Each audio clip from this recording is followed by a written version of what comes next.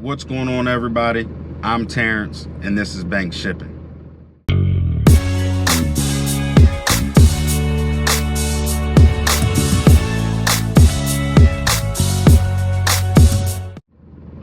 All right, what's going on, everybody? Had a little bit of a crazy day. Had a family member pass away late last week, so had a funeral to attend this morning. You know, family always comes first. And this particular family member, you know, taught me a couple things growing up about mechanic work and just how to live life. So, you know, went to the funeral this morning, paid my respects and everything, and then came back, changed my clothes, hopped in the truck, and now we are at one of our customers. We have a 2-stop load for tomorrow, so just waiting for that. And it looks like, I thought I was going to have to wait longer, but it looks like I'm almost ready. So I'll get back with y'all in a minute. All right, guys, so we finally got loaded. I thought I was going to have to wait a lot longer, but they ended up loading me outside instead of inside, so it became a little bit quicker. So was able to get in and out of here at least in a timely fashion, or get everything done.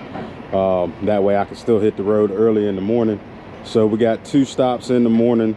The back 5 skids go to the first stop, and then the front 4 skids go to the second stop. This was a no tarp load, but for some reason on the second stop, the 4 skids on the second stop, they didn't put any hitters. Normally they put hitters on the top of this certain product. That way the plastic doesn't blow in the wind for no tarp loads. But for some reason there was no hitter on the top. So since there's no hitter, I don't want to end up like we did last time when I had the front one turned sideways, where the product, you know, the plastic ripped and the product started separating from the wind. So I didn't want to run into that again and have to tape it and all that stuff. So I just went ahead and threw a nose tarp on those front 2 skids. So it's lower in the back than it is in the front. So, you know, it's a little bit bunched up right there, but that's all right. First drop isn't too far away from here. So once we get those off, of course, we'll fold it around in the back and get everything straightened up. So I'm gonna go get my paperwork. That way we can get out of here, so I can get off duty in time so we can hit it early in the morning. So I'll see you guys in the AM. Good morning, everybody. We are at our first stop. Got everything unstrapped. Got to pull this tarp back here so that they can get this one skid, and they got mostly everything unloaded already. This is the last skid right here. So once they get that off, we will get the tarp fixed back right on the last 4 skids for the second drop, get our paperwork signed, and we'll get out of here. I'll catch y'all there. All right, guys, it might be a little loud out here at the truck stop, but we got our second drop dropped off. Stopped here to get some fuel, use the bathroom real quick, and jump to our next load. We got about a 80-mile ride to our next load, and that delivers tomorrow morning. So in the meantime, this is it's a nice setup right there. Sexy truck. But I'm gonna go in here, get my receipt, use the bathroom. I'll be back. Well, we got our second load picked up today. Made it safely back to the yard. We picked up a load of scaffolding. That's basically just like a dealer-to-dealer transfer. I do those quite often, so easy load. It's not a bunch. It's like 3,000 pounds, I think. But the way it was stacked on the pallets and everything, it took up almost a little bit more than half of my deck space.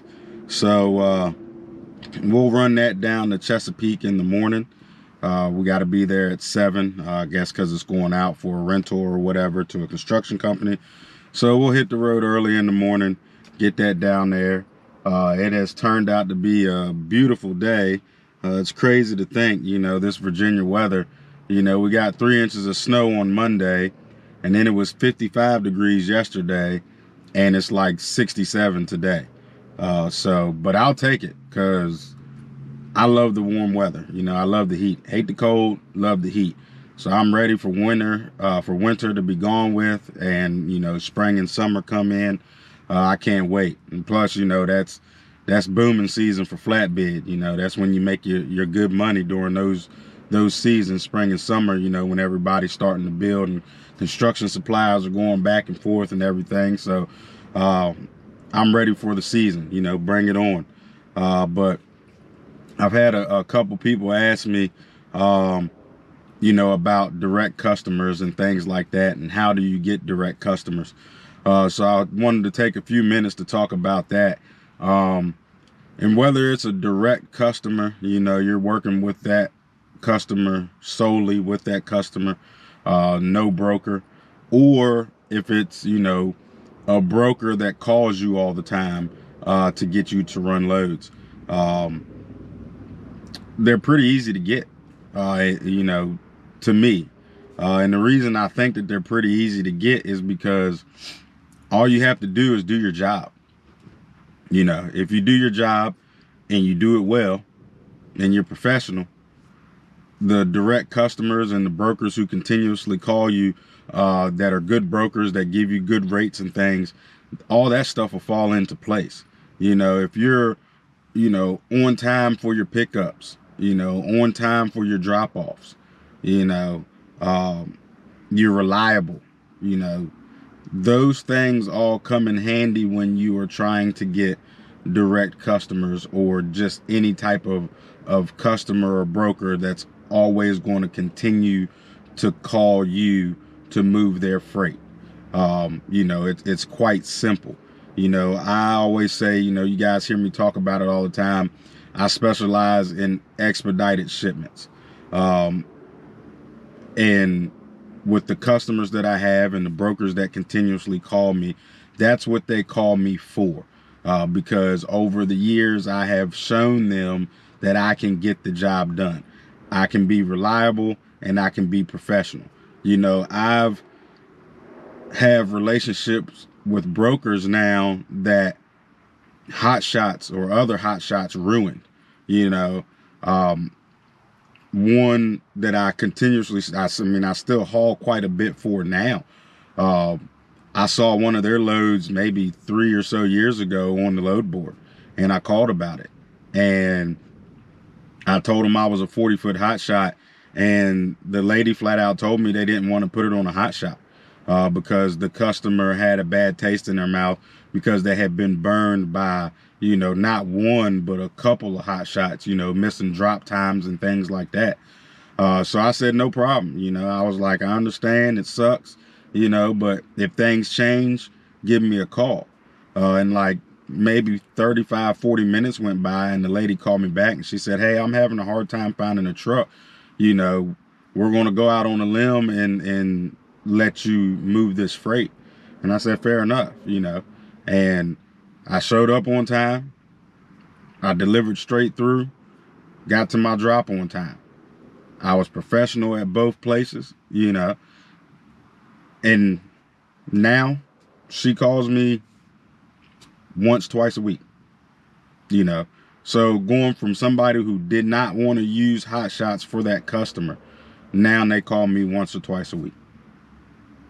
And it's all because I did my job, you know. So when you're out here looking for customers and things like that, now some people aren't going to give you that chance, you know. It happens. You just move on. But when you do get that chance, you got to be reliable. And as you become more reliable and you become reliable for that one customer or that one broker, that's when you start to form that relationship.